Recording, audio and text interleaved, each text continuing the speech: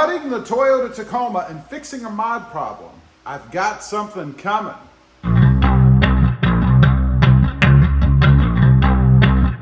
Well, good afternoon everybody, and welcome back to RobMotive. That's right, I'm going to be cutting the Toyota Tacoma. We're going to get to that in a couple minutes for something that I have coming. It's on order, should be here within the week. But in the meantime, I've got a little bit of a mod problem I have to deal with. You know, I had put a home link in my Toyota Tacoma, what I call a home link. It's a button, a momentary switch, hooked up to a garage door opener. And then the garage door opener is tucked up underneath the dash, hidden out of the way. Well, recently it has fallen down. I got in the truck this morning, went to put my foot on the brake, and my foot was on the garage door opener. That's not a good thing, because sooner or later it's going to rip it off of the wires that I have gently soldered onto the contacts in the garage door opener itself. So I have to fix that. I have to better secure it so that that doesn't happen. Apparently using double-sided Velcro tape was not good enough. So we're going to crawl under here. I'm going to show you what I'm going to do. It's pretty simple. And then I'm going to tell you what I've got coming that's going to require me to cut my Toyota Tacoma. Okay, let's get into it. We have to crawl in underneath the dash. Never a fun spot to be, for me anyway. Because I can never see under here. There's never enough light, always battling with the flashlights. Now you can see them, they're hanging right there. They're not supposed to be hanging there. When I put my foot on the brake over here, or on the rest over here, I'm hitting them. That's not good. This is how they're soldered in, and they're not that strong.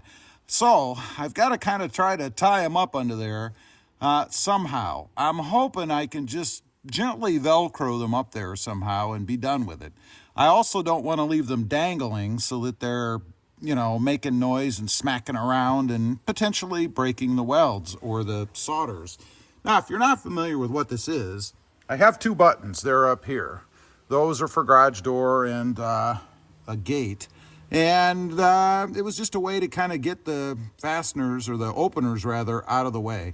So I'm going to go ahead, crawl under here, see if I can't fix these, and then I'll show you when I'm done what I've looked like. And don't forget, we've got the cutting detail coming up here in just a minute.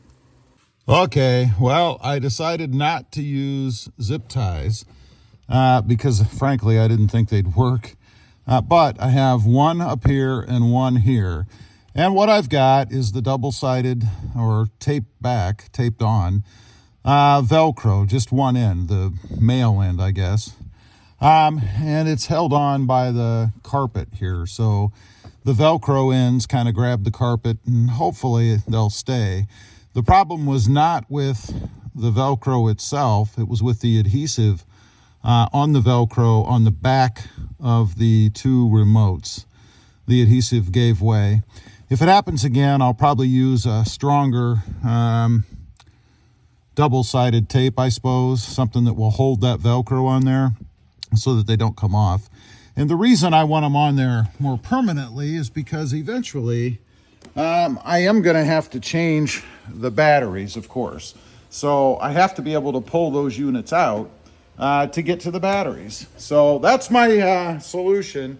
I am not confident that it's going to stay. I'll probably be at this again with some double-sided tape on the back of that Velcro. We shall see. But now, let's get into what I'm doing that's going to require cutting the Tacoma. Okay, that takes care of that. Let's get on to the juicy part. The part that most people that are watching this have probably been waiting for.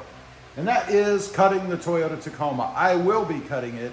Something that I've gone back and forth on doing, but I am going to do it, and that is to install a new bumper on the front. Now, I had looked at a couple different kinds, the kind that kind of wrap around the edges, you know, right around the sides. I decided not to go with that. Doesn't mean I won't down the road. I might, because I do like those. Just wasn't sure I wanted to get that heavily into the project and cutting up that much of the truck. I mean, you really have to cut over here. I don't know, we'll see. But what I am getting is the center bumper, the bumper that replaces this part right here. It's the Highline bumper. I believe it's from Body Armor, if I recall. And that's going to require cutting across the top here, because this area has to be a little bit thinner. I think you have to take about an inch or so of the width of this part off. And then come down here to the crease, cut right along here. And I imagine the part you're gonna take off is this width here. That makes sense to me. You would come up and then go across like so. So it'll come down, cut across here, and then we gotta cut right down here. I assume, again, following this natural line in the body panel to begin with. Of course, that's gonna get rid of this whole front piece. It's gonna replace it with that steel bumper with the bar across that shouldn't impact the sensor. That's my other question. It should be about down here or so it shouldn't impact the sensor. We're gonna find out. If it does, honestly, I'll probably go back to the OEM grill because that puts the sensor up in this area, and that should certainly be high enough. Don't think that's gonna be a problem, but one never knows. So we're gonna cut this off, rip the front off, put that bumper on. The other thing I'm concerned with is being able to maintain the skid plate under there. From the pictures that I've seen, it appears that you can maintain the skid plate that's under there, the TRD skid plate. I definitely want that. I think it looks great on the front of the truck, and I think it'll look even better with this new bumper.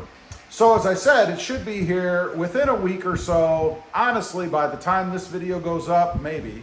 I'll have already received it, depends on where I put this video in. But it's gonna be an interesting project for me. I haven't decided quite yet how I'm gonna cut that plastic out. I have a couple different methods. One being the most simple, and that is just to score it and use a razor blade or a carpet knife, or a Dremel. And I also have one of those oscillating saws. I could do that. I've seen people do that, but frankly, I've used those before and I'm not real impressed. Now, one other thing you may notice, there is a light bar here. I go back and forth as to whether or not I should leave that in. I don't really think I have to take it out. So I may have to, because I'm adding a light bar to the front of the bumper. I am gonna have to move the D-rings, by the way. I suppose I could leave those, but probably won't. Look kind of hokey having two sets on each side. So there'll be a little bit of on-the-fly stuff as I'm doing it. We shall see. Anyway, I just wanted to get on here, let you guys know why I'm going to be cutting the Toyota Tacoma and show you that little mod fix. I really hate when mods have to be redone or you have to go back and readdress them. I'm more of a one and done, unless I'm completely redoing the mod, which I've done before, adding it to different trucks and things. But I really don't like going back and having to fix them. Anyway, leave a comment, let me know if you have that particular bumper.